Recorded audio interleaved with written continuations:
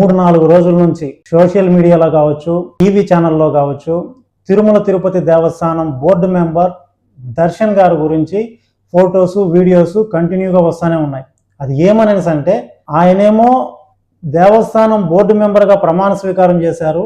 ఆ ప్రమాణ స్వీకారంలో ఆయన శ్రీమతి గారు, భార్య గారు పంచకట్టు, నుదుటిన బొట్టు, హిందూ మతాన్ని ఆచరిస్తున్న విధంగా నీట్గా ఈ విధంగా కనిపిస్తున్నారు. హైందవ మతానికి, ఐదోతనానికి ఐడెంటిఫై అంటే వీళ్ళే అనే విధంగా కనిపిస్తున్నారు. సరే, వీళ్ళు హిందూ మతాన్ని ఆచరిస్తున్నారు అని చెప్పి దేవస్థానం బోర్డు మెంబర్ గా తీసుకున్నారు.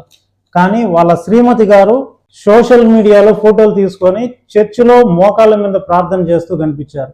ఇదిగోండి, 4 రోజుల నుంచి ప్రసార మాధ్యమాల్లో ఈ విధంగా ఫోటోలు, వీడియోలు వస్తా ఉన్నా కూడా టీటీడీ ఈఓ గారు కానీ, చైర్మన్ గారు కానీ, ముఖ్యమంత్రి గారు కానీ ఎవరు వీళ్ళ మీద ఇప్పటి వరకు చర్య తీసుకోలేదు.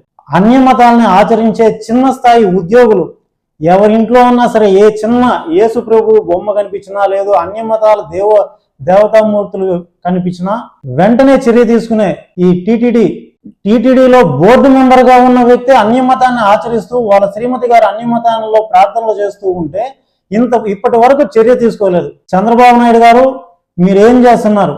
మీ ఇష్టానుసారంగా దేవస్థానంలో ఎవరిని పడితే వాళ్ళని నియమించి దేవస్థానాన్ని భ్రష్టు పట్టించాలనుకుంటున్నారా? పవన్ కళ్యాణ్ గారు, చంద్రబాబు నాయుడు గారు కూటమి ప్రభుత్వం అధికారంలోకి రాకముందు ధర్మారెడ్డి గారు భార్య, ఆమె ఒక చిన్న పుస్తకం చేతిలో పెట్టుకున్నారని చెప్పి నానాయాగి చేశారు. తిరుమలని క్రైస్తవ మతానికి అడ్డాగా చేసేశారని చెప్పి విష ప్రచారం చేశారు.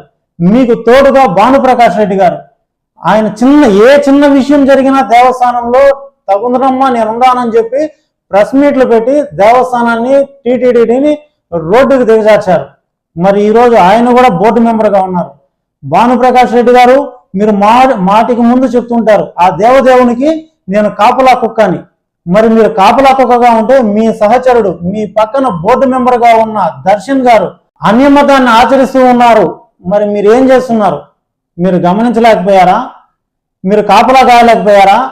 ఆ దేవదేవునికి కాపలా కుక్క అన్న మీరు ఎందుకు ఈ విషయం గురించి మీరు ప్రస్తావించడం లేదు? మీకు తెలియకపోతే గత 3 రోజుల నుంచి అన్ని ఛానల్లోనూ వస్తుంది కదా, ఏ చిన్న విషయం జరిగినా కూడా టీవీల ముందరకు వచ్చి మాట్లాడే మీరు ఈ విషయం మీద ఎందుకు మాట్లాడడం లేదు?